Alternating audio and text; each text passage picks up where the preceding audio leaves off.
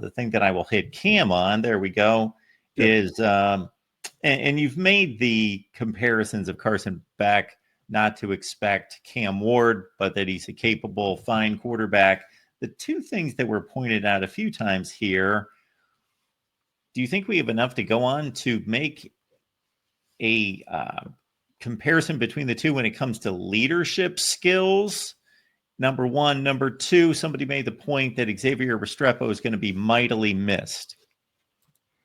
I need to see more here at Miami from Carson Beck as a leader. Not that he's not leading. It's just he hasn't really been here that long. You know what I mean? But, I mean, he was one of the leaders of that Georgia team for several years. And I think that he has, well honed that ability. It manifests itself differently than Cam Ward, and that's fine. But yeah, I think that he is a great performer. I think that he's a very good leader as well. And I just think it's going to take more time for that to take root here in Miami. It's like, Falconer, we're going to go to your landscaping corner for a moment. If you have a field or you have your lawn and you have some bald spots or you have an area that you want to kind of redo, you'll put down sod, and they do it at the stadium, where you take, pre-grown slats and you put them down and they look great, right? And they serve the purpose of like filling in so you have green grass, but the roots aren't there. It's not it's like it's guest starring in your lawn. It's not your lawn from day one. That's what I think about Carson Beck. I think that he fits. I think he looks the part. I think that he is all of those things, but he's a piece of sod right now. He's not when we built the house, the first laying of seed and it's grown and it's always been there. He's not that at Miami, and that's okay because he is a transfer in. And yeah, I think you would have said similar for Cam Ward, but I think also just with the vocal nature of Cam, and it's not even like he's a super rah-rah guy, but I just think he was a little bit more vocal than Carson Beck. I think that, and especially the other elephant in the room is Carson Beck came in injured. Cam Ward came in and hooped during spring right away. And so it was every day I'm out there leading by example, but then I'm talking that talk because I played against you when I was at Wazoo and you were at Washington, Mish Powell, and now you didn't get there because I ripped that to Restrepo. And then it had a different presence because he had a different presence performance-wise on the field that Carson Beck simply could not have recovering from his injury.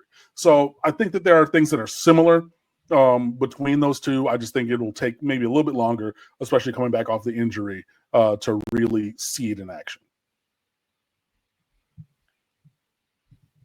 You would and then the Restrepo. Yeah. I mean, he's all-time career leading receiver here at Miami. Of course he's going to be missed. Mike Harley was missed. Charleston Rambo was missed. I mean, you can look at a lot of guys. I mean, Colby Young,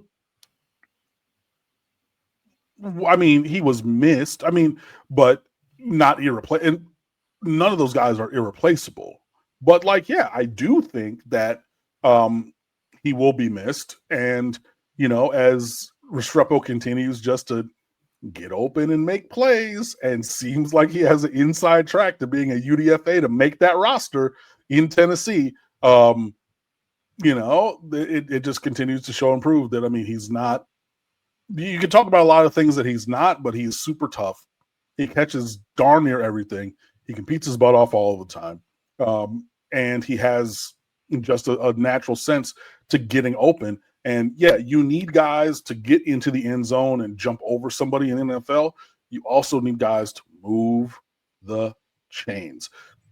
Case in point, my favorite team, the Detroit Lions, Josh Reynolds dropped a ball that hit him in both hands on 4th and 2 in the NFC Championship game in 2023. or 2000, sorry, 24, the 23-24 season. We get that. You go in, you're already up in San Francisco, right, and everything, but you needed to move the chains at that point of the game. Guy got open, hit him in both hands. The ball hit the ground.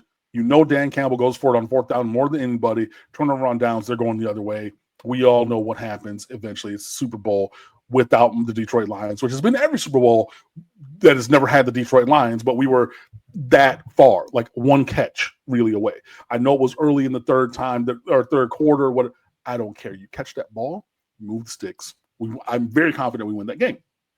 Sub in somebody with Xavier Restrepo's skill set, not even saying his physicality, but just on fourth and whatever, that he's going to catch it and get there. Now, I know that there are some people going to say, well, Cam on fourth in the ball game against Syracuse, he fumbled that ball. Nobody's perfect. Nobody's perfect. But I believe that, and I even believe, he caught that ball and the defender at Syracuse made an incredible play to punch it out, right? But he didn't let that ball hit the ground as it was coming to him from the quarterback, a la some other people. So, yeah, you need guys to do that. You obviously need, and he provided the chain moving for Miami, and because it's college, added a level of explosivity that I didn't think Xavier Restrepo had. So you're going to need to replace all that. I mean, like, again, Miami's top 5 receivers are gone, or 6, and 5 of them are, playing professional football. So, and, the other one transferred to Alabama. So, there's a lot of turnover. So, I mean, Xavier Restrepo and others will be missed.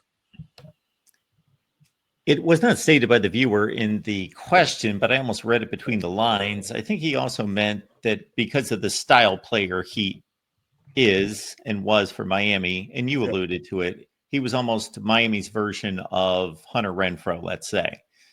Like, if you look at the great wide receiver programs of the last 10 years, for as great as Ohio State's been, as great as Alabama's been, I don't remember them having that guy like that, Hunter Renfrow, Xavier Restrepo kind of guy in the slot.